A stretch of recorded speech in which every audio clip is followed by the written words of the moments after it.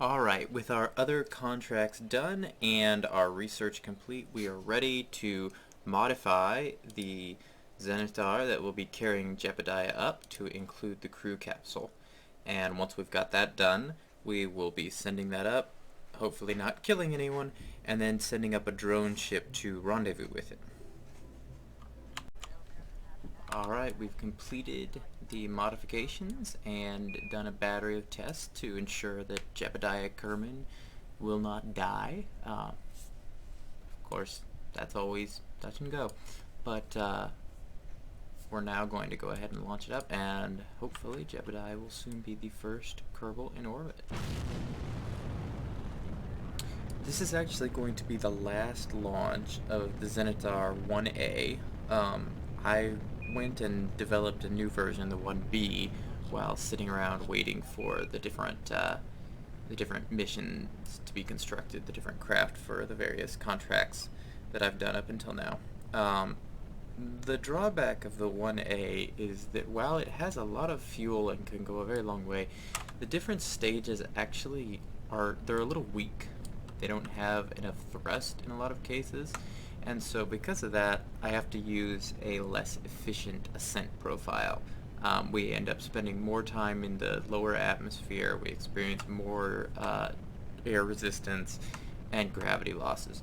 And so by using some different engines, I was able to actually add more fuel and have a better ascent profile, which allows us to have almost a double payload to orbit with a comparable priced system. So this Zenithar was already constructed before I designed the new version, and it's more than adequate to lift this capsule into orbit. But future launches will be with the 1B version.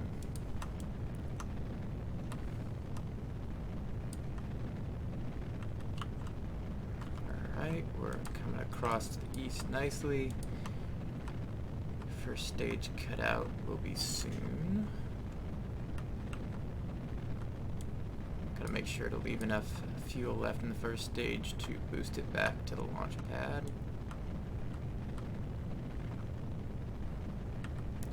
Alright, separation, switch, and fire the next stage. Now you can actually see what I was talking about here. This stage has a thrust-to-weight ratio of only 1.17, which means if I'm pointing straight up, I only have 17% more thrust than is needed just to hover against gravity. So this is a very weak stage, and it means that we have to burn in an inefficient way. Most of our thrust we're using right now not to speed us up or get to orbit, but simply to avoid falling. Like you can see here, we're at an off angle from our direction of travel because we have to keep ourselves tipped up to keep from falling down. Now with a more powerful engine, we wouldn't have this problem, and we can just burn straight across, and that's what the 1B gives us. But for now, we got to stick with this. Alright, so Jebediah doing just fine in here. This is the smallest capsule in the game, I believe. It's the first one you get if you don't have any mods. And it's very rudimentary, but it's thankfully rather lightweight and will serve well for our purposes here. Alright, we can start tilting over a little more as we're in a slightly more stable position. We're not going to fall down anytime soon if we tip over. But yeah, we probably, in this stage, we waste about a third of the fuel because we have a low thrust and have to point ourselves up to keep from falling down. I'm actually using the same engine for this stage and the next stage, which I really shouldn't have done. This one is too weak for an early stage. It's very efficient, but it's just not powerful enough for a payload of this weight.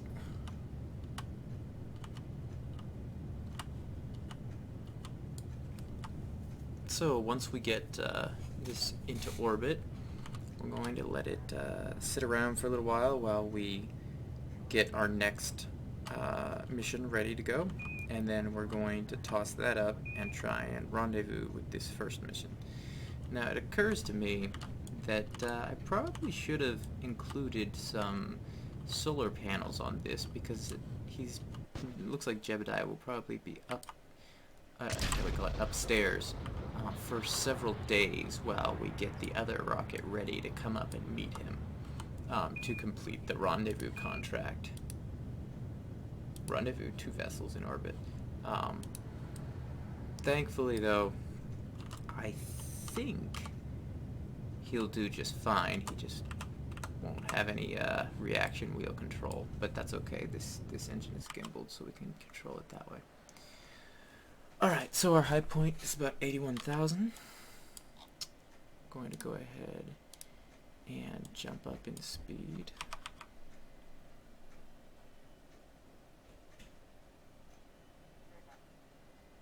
Alright, we are in space.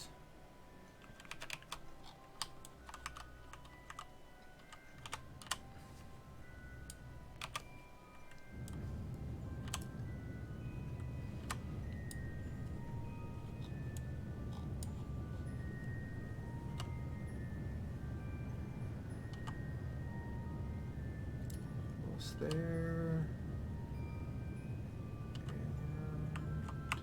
And we are in orbit. Jebediah is the first Kerbal to orbit Kerbin. Ta-da! Woohoo! Yay!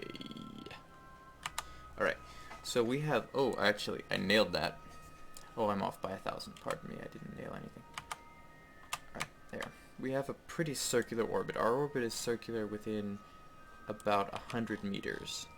So at 100 meters wider on this side than on that side. But that's close enough, and we should be able to successfully get another vessel to it with an orbit that stable. Okay, so we'll be trying to accomplish 2 goals with this mission. Firstly, we'll be trying to rendezvous with Jebediah in his ship in order to complete 1 contract, and then secondly, we're going to try and sling this probe out toward the moon to complete another contract for testing some rocket engines at the moon. Also, look at all these satellites. It's a nice little abstract sculpture of satellite orbits.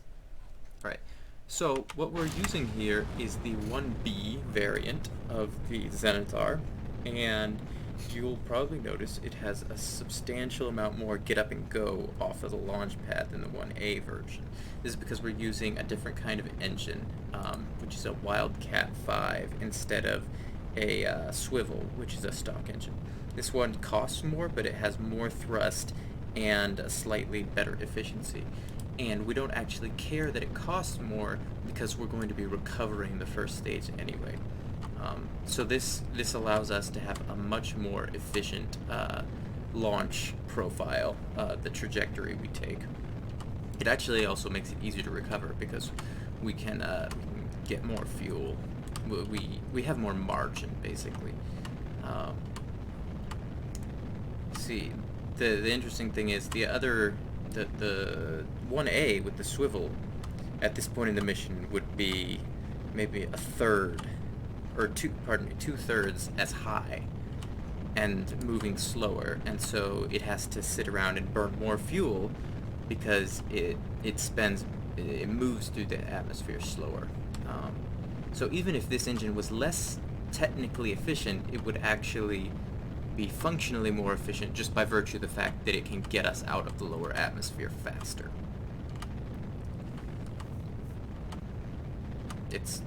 Yeah, I'm just looking at the numbers here, and I don't remember the technical details, but like the cutoff velocity, that's the velocity when we separate the first stage for the Zenithar 1A, is something like 400 meters a second, and it's definitely not this high. We're at 28,000 meters, and we're doing over 800 meters a second. So it's a far cry more powerful. Alright, and for the second stage, we've dropped that engine we were using before, and we're now using a Vesta VR1. It's actually not as efficient as the engine we were using. It's significantly less efficient, but it has much more thrust, and so we get a similar situation to the first one. I actually kind of botched this in that I'm going too high, and so it'll be a little bit of work to rendezvous with this ship, but we can get it done. Once we're out of the atmosphere here, I'm going to jump back and land the other craft real quick. Now I said, at least in theory, this should be easier to land because the more powerful engine makes things more efficient. I'm not sure if that's actually true though, because the more powerful engine means that we are much, much higher in the air when this engine cuts off. So we'll have to see if that holds true. I think I have overshot the launch pad. Alright, this could be a very rough landing. A very, very rough landing. I'm not sure if this stage is going to survive. We'll see.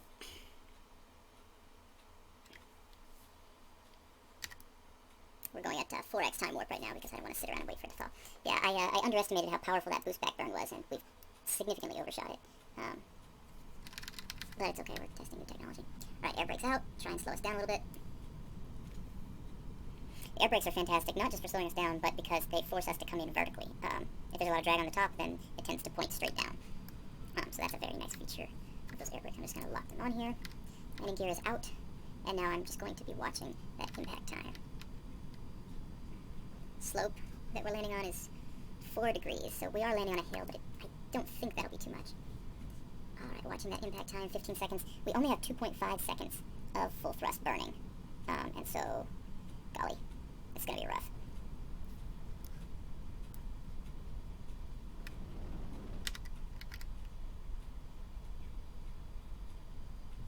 Alright, and, oh, ran out of fuel. Stay up, step. Alright, well, it's not exactly how I wanted to land it, but I think I can actually repair that pretty cheaply. So we can probably still reuse this station. Looks like the only thing that broke was that air brake. Yeah, so, you know, it's salvageable. Alright, we're now going to continue on our main mission. Since we're out of the atmosphere already, I'm going to go ahead and jettison the fairing. Alright, and now we're just going to wait for the high point of our orbit. Now, something you gotta understand with trying to rendezvous with another vessel is that the orbital period, that is the time it takes for a satellite to orbit, is longer the higher up you are. Okay, this is why, for instance, Mercury orbits around the sun significantly faster than Earth. The lower in orbit you are, the faster you travel. And this leads to a kind of paradox, because if you speed up, what it ends up doing, if you're in a given orbit and you speed up, it pushes the far end of your orbit higher. So speed up, and then you go higher, and you slow down. So I don't know if that makes sense, but it's honestly something you, at some level, have to just learn from experience until you have an intuition of the way it works. But essentially, if the craft is behind us, which right now it is, it's behind us in our orbit and we want to meet it, then we need to stay above it. And then the fact that its orbital period is faster than ours will allow it to catch up to us. Likewise, if we get ahead of it, likewise, if it gets ahead of us, we need to drop down below it in our orbit so that we can catch up to it. You can't just point your rocket in the general direction of the thing you want to rendezvous with and meet it, unless you're very close. The reason for this is, if we're here and it's there and we start burning towards it, we're also in orbit around the planet, and by the time we would have been meeting it, the planet has completely changed our direction. And so you have to try and approach something using orbital mechanics instead of just pointing at it and hitting the throttle. Once you're close enough that the effects of gravity are trivial, that is, you're both experiencing the same sort of effects of gravity because you're in essentially the same orbit, you're just, a kilometer apart or something. Once you're there, then you can just kind of point at it. Alright? So we're going to try and have one part of our orbit high and then the other part of our orbit just intersecting. Okay? And now we essentially we wait and we try and get it to catch up with us. One of the things I'm gonna have to do though is I'm gonna have to make sure that this is exposed to the sun because we don't have a lot of batteries. I don't have this problem with Jebediah's spacecraft because it's crewed by Jebediah and he doesn't require power. Alright, so you see they're catching up to us here. Now let's do another orbit and see how much closer he gets. So you can actually see this very clearly. Right now, at our high point, we are traveling at 2,157 meters a second, whereas Jebediah's craft is 2,276. Okay? And so he will catch up with us while we're at our high point. Alright, so he caught up a little bit in that orbit, but not a whole lot. So what I'm going to do to kind of accelerate the process is I'm going to flip us around and push the high end of our orbit up a little bit higher.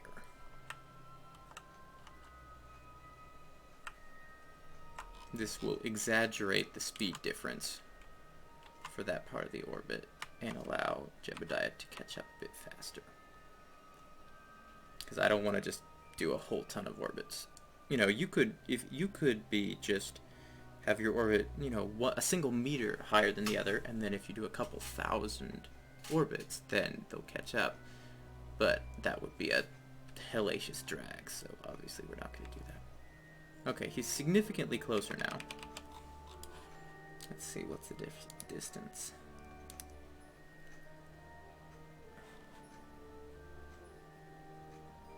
.318 kilometers away.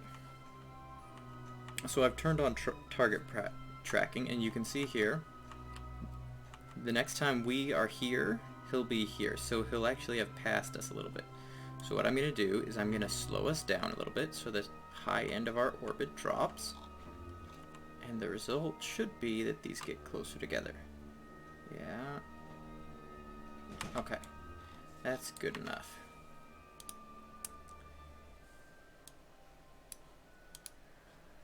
Alright, now when we get around to that point in the orbit, I'm going to just point the rocket in his direction, because at that point, we don't have to worry about how the orbit is affecting our relative velocities because we're right next to each other and it's affecting both of us the same way.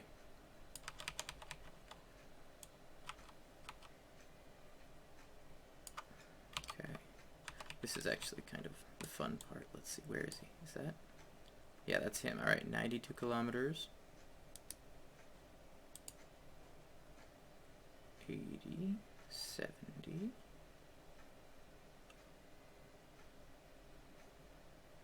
60.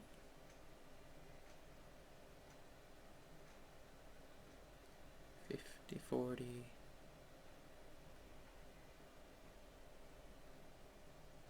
Alright. So what I have my my navigation ball here set on target mode. There's 3 different modes. I can see orbit, so that shows me all of my motion relative to the planet. I can do surface, that's my motion relative to surface, and I can do target. So relative to my target, I'm currently moving 130 meters a second in that direction, which is almost straight at it, which means we're getting closer. Now, as is right now, we will get to that closest point, and then I will go flying past it, and away we'll go from this perspective into the screen, and we'll miss it. So I'm going to make some slight modifications. Right now we're going to miss it up that way, so I'm going to try and align us a little bit so that ideally you want to set yourself up so you're going to actually hit it, but then you slow down at the last second. Alright, so by doing this, our closest separation is going down. Alright, we're going to wait a little bit longer. 8 kilometers. 6 kilometers. This is part of the game that is difficult to explain, and I'm sure I'm doing a terrible job. The fact of the matter is, orbital rendezvous is probably the hardest part of this game until you're like trying to do multi-planet missions. If you don't know what you're doing, it is a total pain in the butt. If you do, it's actually not that bad, but it's not intuitive at all. And it's realistic. It works the way it works in real life, but it's just not intuitive. There's stories. Supposedly Buzz Aldrin was able to compute orbital rendezvous burns, thruster maneuvers in his head, and was like, that's something he was known for before the Apollo missions, when they were doing the Gemini missions early on. The first time the United States got two vessels and had them meet in space, which is obviously a requirement for the way the Apollo program wanted to land on the moon. You've got to be able to fly the lunar module up and meet the command and service module. But apparently when they were first doing that, he was able to do that in his head, which is completely insane. Now it looks like we're actually going to be rendezvousing on the dark side of the planet, which kind of sucks, because none of these ships have any lights installed. You can see by all these little maneuvers I've done, I've gotten us down to 300 meters away, and from 130 meters a second down to 8.5 meters a second. So you get closer and closer, and you get slower and slower. Alright. 7.4 meters a second. Hey, look. There we are. I'm going to overshoot it by a little bit. Slow down. There we go. Now, in order to fine-tune this, I'm actually going to engage the thrust limiter. Because I can't... The way this game works is the throttle is... Shift increases throttle and Control decreases it. And I cannot do it fine-tuned enough if the engine is 0 to 100. After all, I've got a thrust to weight ratio on this right now of, let's see, what's the thrust to weight? Yeah, 6.92. 6.92 times the force of gravity, so I could accelerate at 52 meters a second squared at full throttle, and I just can't fine-tune that well. In real life, most engines cannot throttle below like 70%, but thankfully that's a detail of realism they deemed unnecessary in this game. Okay, so we have successfully rendezvoused and switched to Jebediah's little capsule. Jebediah, or the Kerbals in the Kerbal Space Program trailer actually speak backwards Spanish, but the mod I'm using to add little random snippets of dialogue uses audio recordings from American and Russian and maybe Chinese to space programs, and then it's played backwards. But it does sound a lot like the commercials. Okay. So, I believe... Yes. Beautiful. Synchronized free falling isn't nearly as daunting as it sounds. Yes, we have completed rendezvous. Also, we get a world first milestone. Alright, so we get a bonus for doing the world's first orbital rendezvous. Very nice. Alright, so I'm just going to go ahead and time warp around the planet. Now you see how these ships are moving apart from each other. There's a tiny bit of velocity, less than it's like 0.01 meters a second between them. And then there's the fact that these ships are in slightly different positions. And because of that, they will experience the gravitational force of the planet slightly differently. And so they will drift apart eventually. Even just those 10 meters in, the Zenithar 1BR Thud there is moving slightly faster in its orbit than this little capsule with Jebediah is, and the end result will be it will drift apart, and the difference in relative speed will just steadily increase until they're on totally different trajectories. In real life, satellites deal with this by a couple of ways. First off, they're much more accurate in their trajectories to begin with than anything that I'm eyeballing here. And then secondly, they have the important ones that have to really control their orbits very finely actually have thrusters, and I don't know how often, every so often, they will make tiny little maneuvers to fix their trajectories. And that's all it would take. Like, with the amount of fuel in this right now, if I did a small correction burn, where is my velocity vector? If I did a small correction burn once every orbit, I could do that for like 4 Kerbal years with the amount of fuel. Right above the surface, 900 meters, 600 meters, 400 meters. That's pretty freaking low, but we're moving incredibly fast. We're zinging past at orbital speed. If there was no atmosphere on Earth, you could actually do this on Earth. You would come flying across at, well, I'm not sure what the numbers are for Earth, probably about 20,000 miles an hour. But you wouldn't hit the ground. You would just hover at 20,000 miles an hour right above the ground. We got below 100 meters right there. Still going hellaciously fast. Unfortunately, we're going back up, so we want to crash into the planet, so come on. Those engines are very loud. 400. Will we clear this? 77 meters there. Alright. Time to come down. If I hadn't done so much screwing around, I could have landed this thing. But I don't have the Delta V now. I'm gonna run out in just a second. We'll wait until the last second. Not even an explosion. That's kind of disappointing. Let's see though. Did we get a oh, we got a world's first milestone for this. Entering orbit of the moon and suborbital spaceflight of the moon. Was that our Vesta stage? No, we jumped that back. I don't know what that was. Perhaps a bug. Alright, well, thanks for watching. Next up, we'll be sending some more Kerbals up, I'm sure. I'm actually not sure what contracts are available.